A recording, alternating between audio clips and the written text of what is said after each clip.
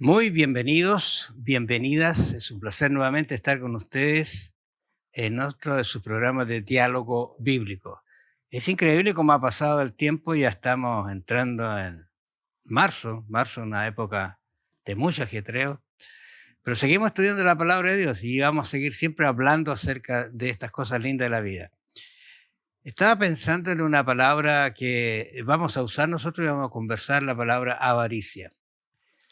La Biblia la menciona, incluso la Biblia habla detalladamente que uno debería estar fuera de ello.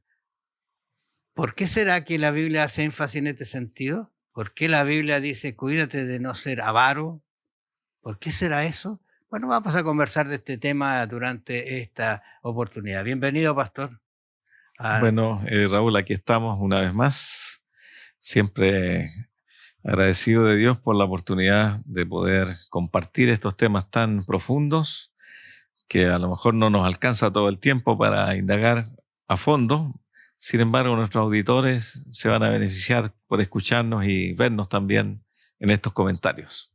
Estaba pensando en la palabra, pastor. ¿Qué entiende usted por avaricia? Porque es una palabra que algunos la mencionan y dicen no seas avaro, que es una determinación igual que avaricia. ¿Qué es avaricia? Bueno, la palabra codicia, avaricia, son dos palabras que son casi lo mismo, mirado desde el punto de vista bíblico. Incluso las Biblias, en las traducciones, la palabra codicia y avaricia se cambian unas a otras y prácticamente llega a ser lo mismo. Codicia significa el deseo de exaltamiento, el deseo de figurar, el deseo de tener algo que no tengo y que lo quiero conseguir a cualquier costo. Está junto con la envidia, porque la codicia no permite que otro pueda mejorar o prosperar más que el codicioso. Y la avaricia tiene también una tendencia a tener más yo y no compartir. El avaro, si yo comparto, voy a tener menos y no voy a poder alcanzar mi blanco, que es sobreponerse y figurar y tener más riqueza. Fíjate, estaba pensando en lo que acaba de decir ahí de conseguir cosas, avaricia, ¿no es cierto? Sí. Y hay un asunto que quizás uno debería reflexionar. Me esfuerzo, me gasto y lo consigo y lo tengo. ¿Y ahora qué? ¿Qué pasa? ¿Soy feliz? ¿Soy alegre? ¿Y ahora qué hago con esto que tengo? Porque lo tengo. Sí. Ahora, Jesús dijo cuando habló del rico insensato en Lucas 12:15, él dice, y le dijo, mirad, o sea, hay una advertencia, ¿no es cierto? Dice, mirad y guardaos de toda avaricia, todo concepto que pueda aparecer aquí. ¿Y qué más dice? Mirad, guardaos de toda avaricia. Dice, porque la vida del hombre no consiste en la abundancia de los bienes que posee. Por un lado, hemos conversado la semana pasada acerca de planificarse para el éxito. Y Jesús dice aquí, mira, no consiste en eso la vida del hombre. Sí, precisamente porque hay personas que no logran tener tanto, pero son felices con lo que tienen, disfrutan lo que tienen, Dios les da el goce de lo que comen, no están enfermos y viajan y tienen una vida de servicio hacia los demás. Y puede ser que un avaro llegue a tener mucho y no sea feliz. Puede que esté enfermo, esté preocupado, esté esclavizado en su riqueza, porque la riqueza esclaviza. Conozco un caso de un hombre que siempre aparece en la revista Forbes dentro de los primeros 10 lugares. Y ese hombre, en un momento de su vida, ya tiene cerca de 90 años ya, era un experto en acciones. Empezó de a poco.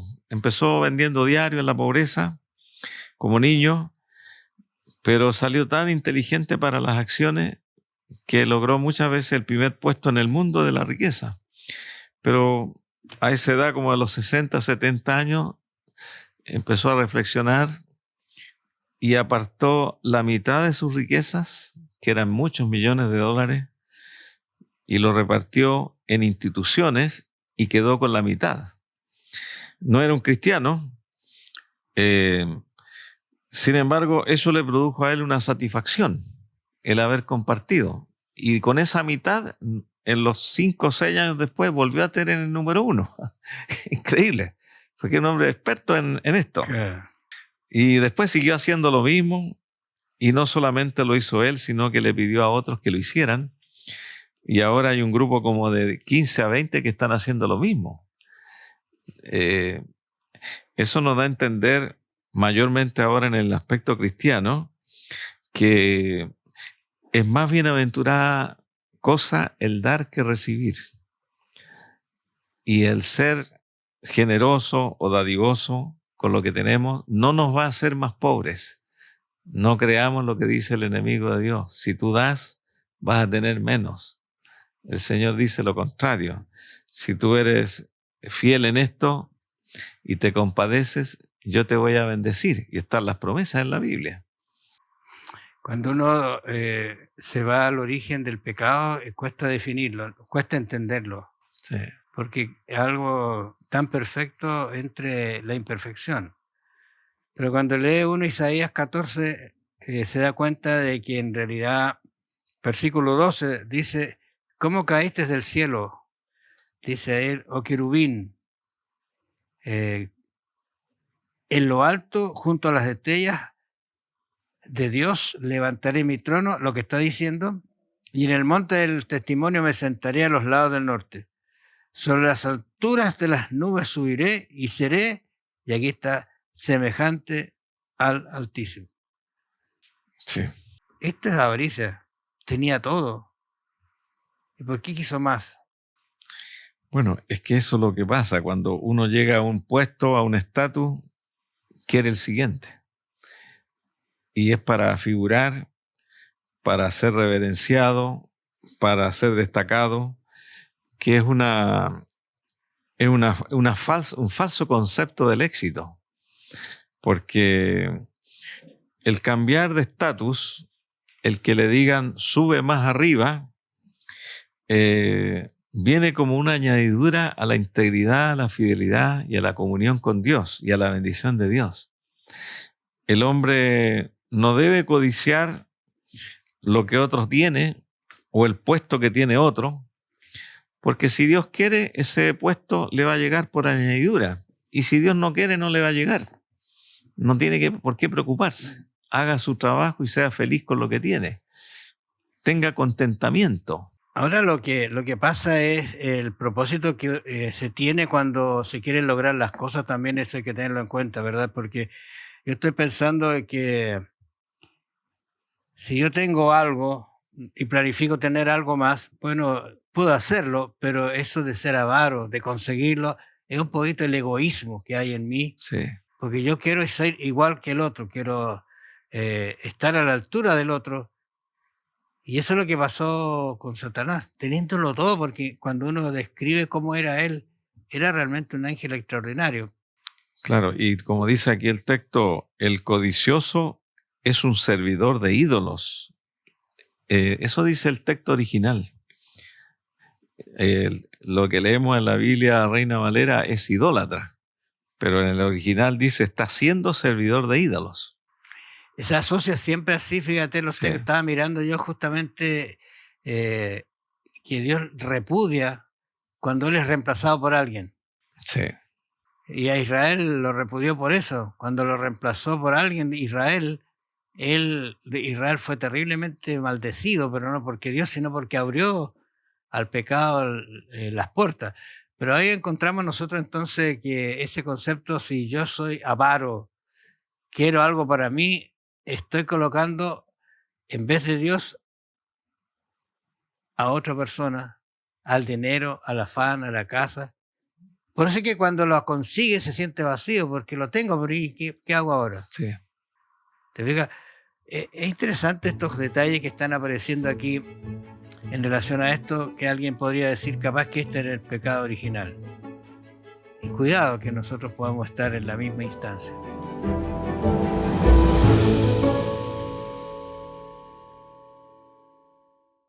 Bueno, seguimos conversando acerca de esto de la avaricia. Hay ejemplos muy drásticos, digo drásticos porque son terriblemente, uno los deja meditando. ¿Por qué? ¿Por qué sucedieron estas cosas? Estoy pensando en lo que pasó con Israel. Israel había salido de la esclavitud, Dios lo había guardado por 40 años. Lamentablemente 40 años porque ellos pecaron, al entrar pecaron y tuvieron que volver atrás. Pero ahora estaban por entrar y recibir lo que Dios le había prometido a Abraham. ¿De acuerdo? Interesante eso. Sí. Y entonces todo el pueblo estaba listo para entrar. ¿Y qué hizo Dios? Colocó, dice el texto en central, colocó un sentimiento de miedo en la gente. ¿Por qué? Porque ese ejército de pueblo pasó en seco y hizo todo un proceso que Dios le indicó y conquistaron a Jericó. ¿Qué era Jericó para Israel y para Dios? Bueno, Jericó era la primera gran ciudad cruzando el Jordán. Era el inicio de la tierra prometida, aunque Rubén, Gad y otros quedaron al otro lado del Jordán. Claro. Pero esa ciudad iba a ser consagrada a Jehová. Dios había dicho, no toquéis, no toméis cosa alguna del anatema.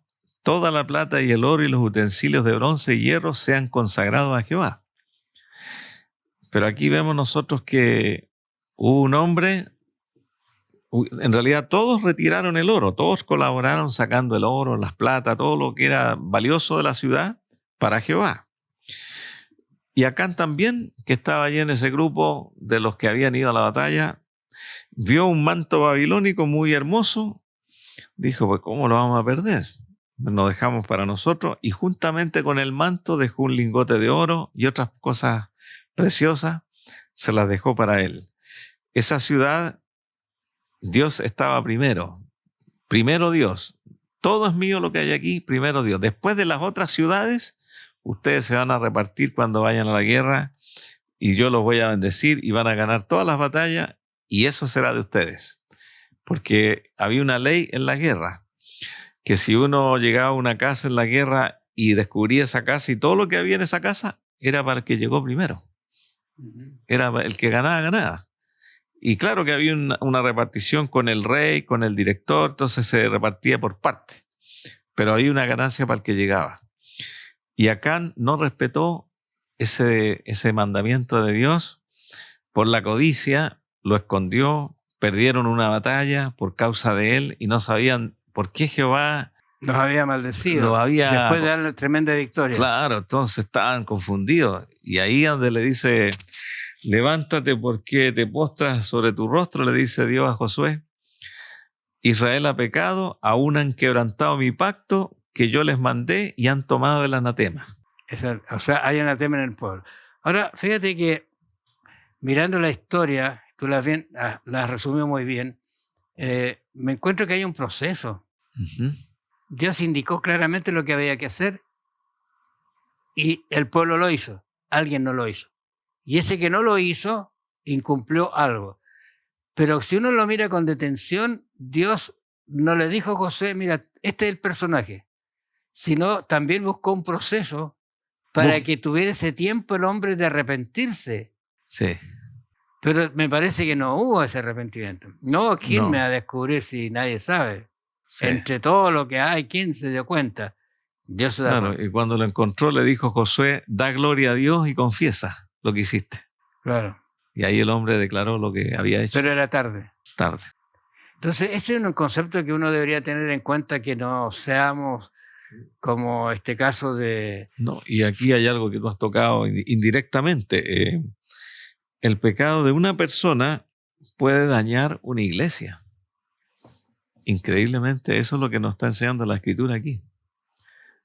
Por eso que nosotros somos responsables con la iglesia, con el grupo, porque Dios siempre trabajó colectivamente con la iglesia.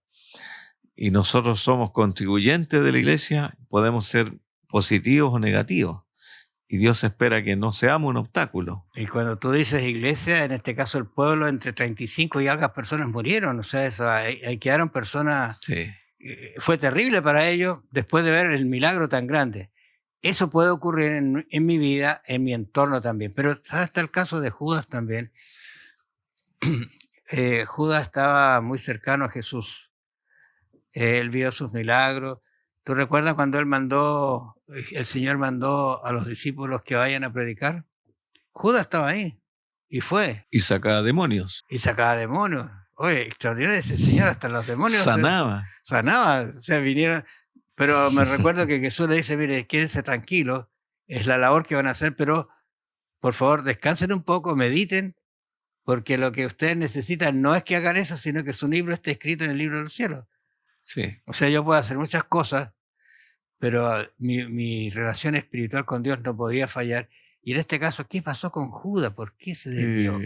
Bueno, es un caso bíblico y que a mí me preocupa porque Judas podría ser perfectamente uno de los mejores cristianos hoy día, porque abandonó su casa, estuvo con Jesús, hizo obra misionera, lleno de obras, de éxitos, siempre escuchando al maestro. Pero aquí hay algo claro que menciona el libro Deseado a todas las gentes, página 664, un buen libro que habla de la vida de Jesús. Pero Judas no llegó al punto de entregarse por entero a Cristo. No llegó a ese punto.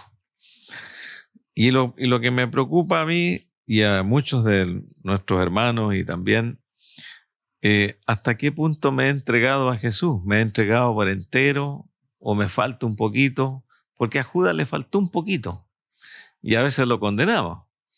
Le faltó un poquito. Y él vendió a Jesús. No pudo soportar su cargo de conciencia y se suicidó. O sea, tenía algo de conciencia. Claro. Pero el llamado que se nos hace aquí es, podría ser que hubiesen muchos Judas dentro de nosotros también, porque nos falta un poquito para entregarnos completamente a Dios y no hemos dado ese paso. A Judas siempre le faltó eso. Quizás debería haber una reflexión muy personal, porque el hablar a veces da la idea que es muy consagrada a la persona. En el caso de Judas, el pensamiento de él, ¿cuál fue cuando se vertió ese alabastro que costaba tan caro en realidad? Él lo que dice, mira, podría haber sido ese perfume vendido y dado a los pobres. Pero la Escritura aclara el concepto y dice, no, él no lo quería para los pobres. ¿Te fijas? Sí. O sea, lo que motiva a hacer algunas cosas es lo que Dios está mirando, no lo que estoy haciendo. Y la ganancia personal. Claro. Porque él, en los 300 denarios, como era el tesorero, podría haber dicho, bueno, lo vendí en 300 denarios, pero aquí estoy dando el dinero y me quedo con 150 denarios. Y vendió a Jesús por menos de un tercio, o sea, como la décima parte de lo que valía ese frasco. Entonces él dijo, alguna ganancia tengo que sacar. Y eso también es una motivación. Nosotros estamos en una iglesia. En la iglesia a veces no nos ofrece ninguna utilidad, pero Dios es el que paga, Dios es el que bendice. Son reflexiones fuertes que quizás deberíamos hacer nosotros, porque si Jesús no está en primer lugar, las cosas que hacemos no van a servir de nada. Pero si Jesús, y quizás esto puede entenderse mal, pero si Jesús está en mí, las cosas que yo haga serán para salvación. Amén.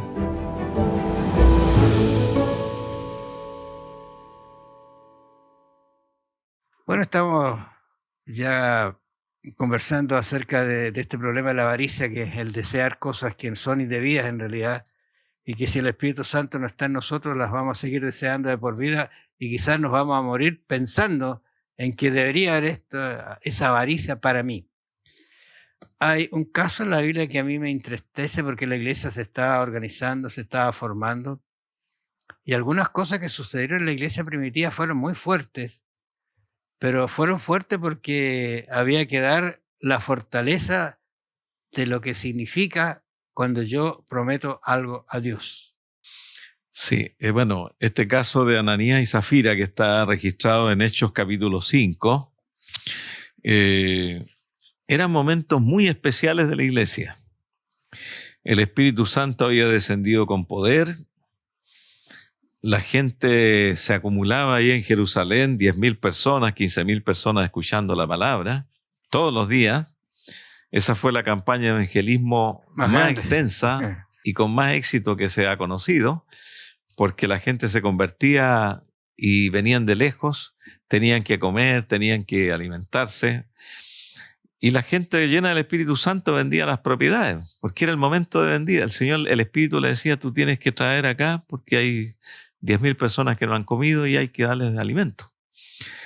Y todos vendían las propiedades, incluso Bernabé vendió su propiedad y trajo el precio y lo puso a los pies de los apóstoles.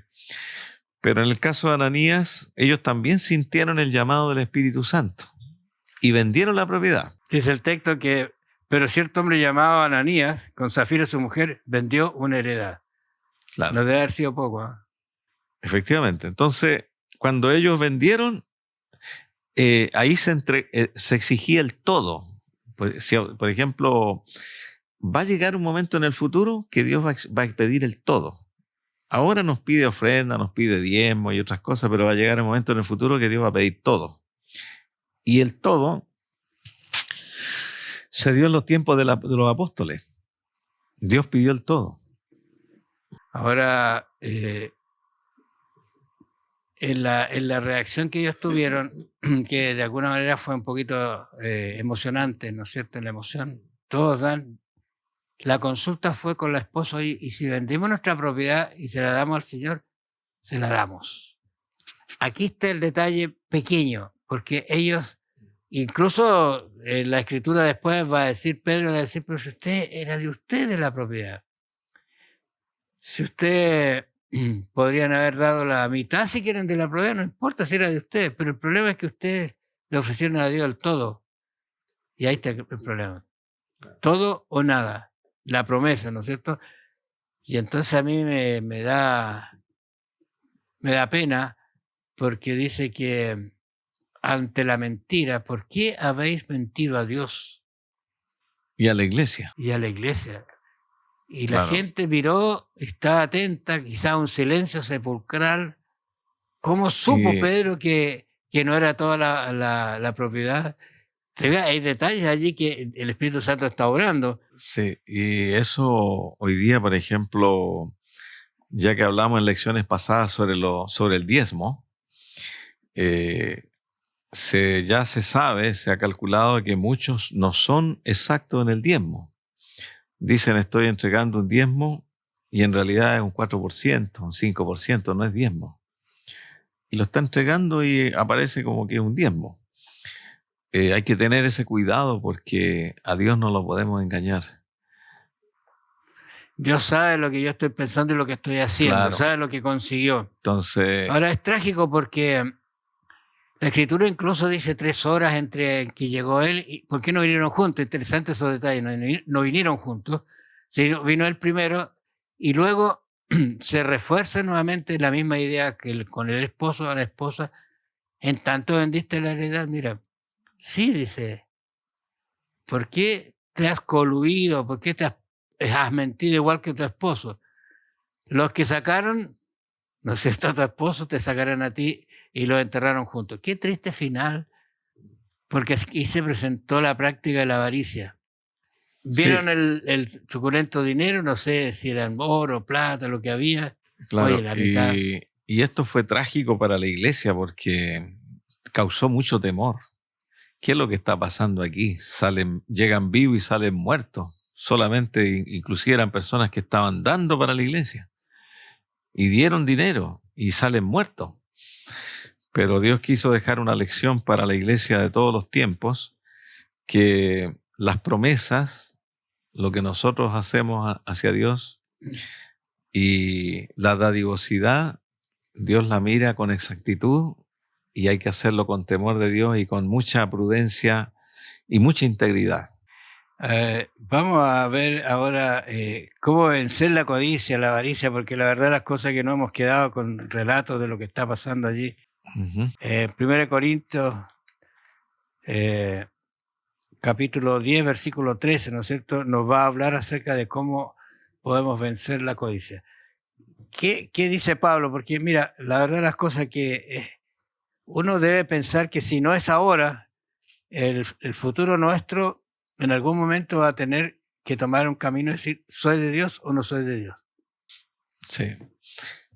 Hay que empezar por lo pequeño, porque del momento que una persona se convierte a Cristo, se identifica con la obra de Cristo y se identifica con la iglesia. Ama a Cristo, ama la ganancia de almas, ama a la iglesia, ama la evangelización, ama el proyecto que Cristo tiene en el mundo de salvar. Y es por eso que ahora su centro es la obra de Dios. Tal vez tiene un trabajo, tiene muchas cosas que hacer, pero está preocupado por el avance de la obra del Señor, está identificado. Entonces, este es un buen consejo para vencer la codicia, como dice Pablo aquí, fiel es Dios que no os dejará ser tentados más de lo que podéis resistir, porque nosotros tenemos que orar y luchar contra el egoísmo todos los días. Nadie puede decir yo ya vencí mi egoísmo hace 10 años o el mes pasado. Cada día uno tiene que vencer el egoísmo, cada día tiene que volver a pelear la batalla, porque el egoísmo está dentro, es la base del pecado. Todos los pecados nacen del egoísmo. Es una lucha constante que uno debería de alguna manera pedirle a Dios que le ayude, incluso a orar. Ayúdame, Señor, a tener el deseo de orar, Sí. de entregarme a ti, de venir a hacer las cosas que tú quieres. Porque como dice el texto, ¿no es cierto?, el versículo 13, no os ha sobrevenido tentación más grande que la que podáis soportar. O sea, Claro. me está diciendo que Satanás te puede tentar, pero Dios le va a dar un límite. Sí. Y Él espera que yo reconozca que en Dios hay fortaleza y sabiduría. Sí, Y para vencer ese corazón duro y elegir servir a Dios y depender de Él. Qué importantes esos 3 puntos que están allí anotados, ¿eh?, en la lección. bueno, hemos terminado prácticamente, ya llevamos bastante avanzado en el estudio. Y quizás 3 consejos que están en nuestros estudios, pero que son un consejo: tomar la decisión de servir al Señor y depender de Él y ser parte de su familia. Tomar esa decisión. Yo quiero ser del Señor, quiero estar con Él. Lo segundo, dice acá, la oración diaria. Esa que se hace en la mañana, es la primera. Antes que usted comience a trabajar, dedíquele un momento a conversar con Dios. Y yo lo dije una vez, haga una oración inclusiva. ¿Qué significa eso? No solamente la familia medio egoísta, si los niños, la familia, sino el vecino, el de más allá, el que tiene problemas, que usted a lo mejor se encontró con él en el día, hágalo y ore por él. Y por último, tome su Biblia, estúdiela personalmente, saque la riqueza que hay en ella y luego dígale, Señor, ayúdame ahora a practicar lo que tú me has enseñado. Y ese día va a ser un día lindo de oportunidades, porque Dios no quiere que usted sea avaro, que sea liberal, quiere salvarlo, quiere que usted y su familia estemos juntos en el cielo. Que el Señor los bendiga y los acompañe. Nos vamos a encontrar la próxima semana.